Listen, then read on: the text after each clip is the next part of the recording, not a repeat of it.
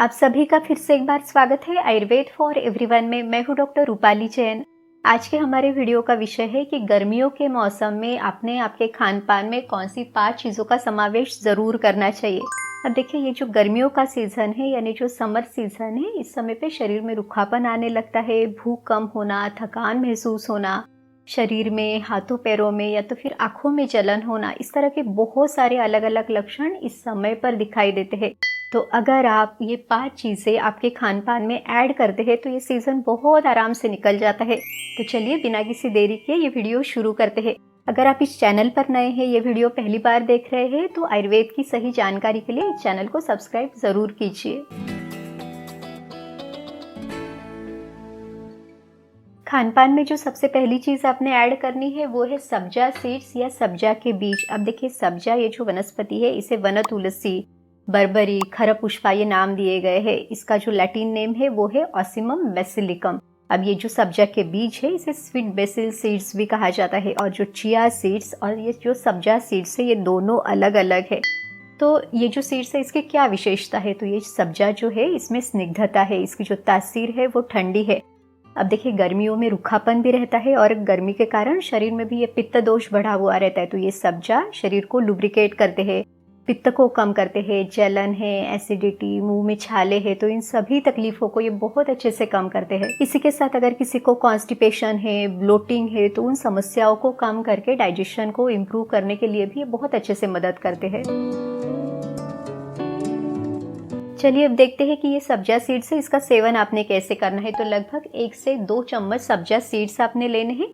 इसको छलनी पे आप ले और इसमें पानी डाल के अच्छे से इसे धो ले, क्योंकि इसमें जो भी धूल मिट्टी है वो भी इससे निकल जाएगी। और फिर इस सब्जा सीड्स को अपने लगभग 1 कप पानी में भिगो के रखना है। इसको 15-20 मिनट या आधे घंटे तक आप भिगो के रख दें।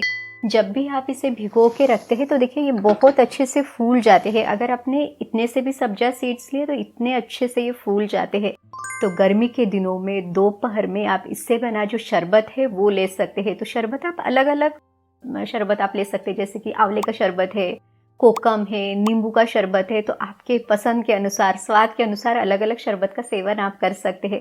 जैसे अगर आप नींबू का शरबत बना रहे हैं तो इसमें फिर आपने जैसे पानी में आप मिश्री डाले, नींबू का रस डाले और ये जो भीगे हुए ये जो सब्जा के सीड्स है वो भी आपने इसमें डालना है। तो आप इसको ज़रूर पी के देखिए। गर्मी के दिनों में ये जो सब्जा है शरीर को बहुत अच्छे से ठंडक देते हैं और ये जो शरबत है ये भी आपको एक इंस्टेंट एनर्जी ड्रिंक के रूप में मदद करेगा। गर्मियों में दूसरा जो हमारा फूड है वो है सत्तू। अब देखिए, आयुर्वेद में ग्रीष्म ऋतुचर्या में सत्तू का सेवन करने के लिए बताया हुआ है। ग्रीष्म ऋतुचर्या यानी गर्मियों के मौसम में अपने खान पान कैसे रखना है, तो इसमें सत्तू को आपने ज़रूर सेवन करना है, क्योंकि ये जो सत्तू है ये शरीर को ठंडक देता है। अगर शरीर में गर्मी हो रही है उसको कम करता है। ये एक तरह का सुपर फूड है, इंस्टेंट एनर्जी देने के लिए मदद करता है। तो वाग्भट ऋषि कहते हैं, सुशीत तोय सिक्तांगो लीहा सत्तू स शर्करान। गेहूं का सत्तू, जौ का सत्तू, इस तरह से अलग अलग सत्तू बनाए जाते हैं। अब देखिए, चरक संहिता में लाजा सत्तू का भी वर्णन मिलता है। लाजा यानी जो चावल के खील है उसे लाजा कहा जाता है। तो इस सत्तू को आपने कैसे बनाना है, लगभग आधा कटोरी सत्तू लेके इसमें आप थोड़ा सा मटके का पानी मिलाएं, क्योंकि मटके के पानी में भी ये ठंडक है। इसी के साथ इसमें मिश्री का पाउडर डालें। अगर आपको पसंद है तो थोड़ी इलायची है, थोड़ा सा स्वाद के लिए सेंधा नमक भी आप इसमें डाल सकते हैं। तो ये जो सत्तू का घोल है इसको आप गाढ़े रूप में ले सकते हैं या तो फिर इसको अच्छे से शरबत के रूप में पतला सा बना के भी सेवन कर सकते हैं। आप इसमें थोड़ा सा घी भी अगर डालते हैं तो गर्मियों में जो शरीर में रूखापन आ जाता है तो घी भी एक शरीर को स्निग्धता भी देता है और उसको ठंडक भी पहुंचाता है। सत्तू के सेवन से आपको क्या क्या फायदे मिलेंगे, तो देखिए, सत्तू जो है ये पचने में बहुत हल्का है। तो अगर आपकी भूख कम है, पाचन क्षमता कम है, तब भी ये बहुत आराम से, बहुत जल्दी से पच जाता है। इसे श्रमहर कहा गया है, यानी अगर किसी को थकान है तो इस थकान को ये कम करता है। बलप्रद है, यानी शरीर का बल, शरीर की स्ट्रेंथ को बढ़ाने के लिए ये मदद करता है। तृप्तिदायक है, यानी एक तरह का सेटिस्फैक्शन ये देता है। अगर किसी को आंखों में जलन है या डिहाइड्रेशन है तो इन समस्याओं को भी ये कम करता है। इसका सेवन आपने कब करना है, तो सुबह नाश्ते के समय आप इसे ले सकते हैं या फिर दोपहर में भी 4-5 बजे के लगभग भी आप इसका सेवन कर सकते हैं। तो ये भी एक इंस्टेंट एनर्जी ड्रिंक के रूप में आपको मदद करेगा। गर्मी के दिनों में जो तीसरी चीज़ अपने खान-पान में ज़रूर रखनी है वो है धनिया। अब देखिए ये जो धनिये के बीज यानी जो कोरिएंडर सीड्स है, तो ये शरीर के लिए बहुत फ़ायदेमंद है। आयुर्वेद में जो धनिया है इसको धान्यक कहा गया है। यहाँ तक कि कहा है कि ये शरीर में सभी रोगों का विनाश करता है। ये पचने के लिए हल्के है, इसके साथ ही इसमें भी स्निग्धता है। ये शरीर में वात, पित्त, कफ इन तीनों दोषों को बैलेंस करने का काम करते हैं। इसकी तासीर गर्म है लेकिन फिर भी ये शरीर में पित्त को कम करते हैं, ये इसकी विशेषता है। अब देखते हैं कि धनिया के बीजों का सेवन आपने कैसे करना है। तो रात को सोने के पहले लगभग 1 चम्मच धनिया के बीज पानी में आपने भिगो के रखने हैं और सुबह इस पानी का 50 से 100 ml की मात्रा में आपने सेवन करना है। तो अगर आपको शरीर में हीट ज़्यादा बढ़ी हुई है, गर्मी के कारण आपको पेशाब में जलन वगैरह होती है, तो इन समस्याओं को ये बहुत अच्छे से कम करता है। भाव प्रकाश निघंटू में इसके सेवन का एक खास विधि बताया हुआ है। तो जिन लोगों को बहुत ज़्यादा प्यास लगती है, गला सूखता है, पानी पीने के बाद भी प्यास नहीं बुझती या शरीर में जलन वगैरह रहती है, तो वो लोग ये जो धनिया का पानी है इसमें मिश्री और थोड़ा सा शहद डाल के इन्होंने थोड़ी थोड़ी देर बाद थोड़ी थोड़ी क्वांटिटी में इसे लेना है, यानी लगभग 20 से 25 ml उस पानी का सेवन आपने करना है। तो आपकी ये तकलीफें कम होने के लिए बहुत अच्छे से मदद करेगा। गर्मी के दिनों में नारियल पानी का सेवन भी आप ज़रूर करें। अब इसके क्या फ़ायदे आपको मिलेंगे, तो ये भी पचने के लिए बहुत हल्का है, इसमें भी स्निग्धता है। इसकी खास बात यह है कि ये तृष्णा निग्रहण करता है, यानी अगर किसी को बार बार प्यास लगती है तो उसको भी बहुत अच्छे से कम करता है। ये शरीर में स्निग्धता देने का काम करता है, वात पित्त को कम करता है। अब आयुर्वेद में वात के कारण 80 तरह की बीमारियां बताई हुई है और पित्त के कारण 40 बीमारियां हैं।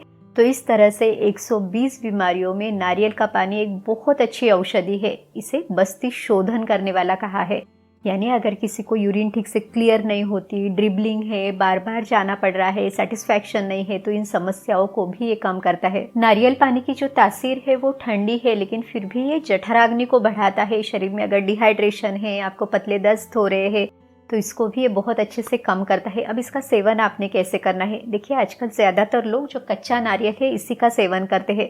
तो आयुर्वेद में तो जो पक्व फल है वो हमेशा सेवन करने के लिए बताए हैं। कभी कभार अगर आपने इस तरह का कच्चा नारियल लिया या फिर उसमें भी जो मलाई वाला नारियल मिलता है उसका सेवन आप करें।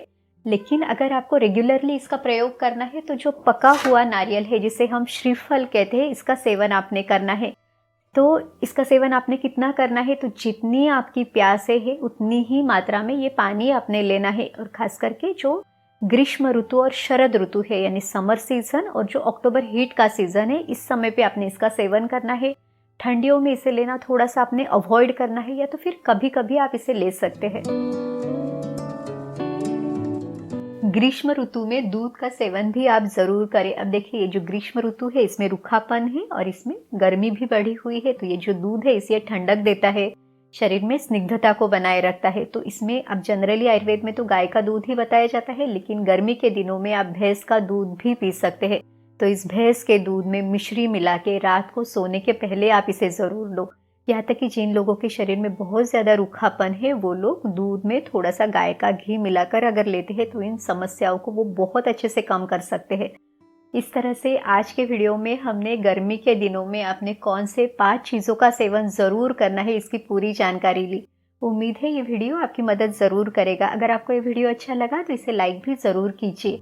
तो चलिए फिर मिलते हैं अगले वीडियो में। आयुर्वेद को अपनाइए, स्वस्थ रहिए। नमस्ते।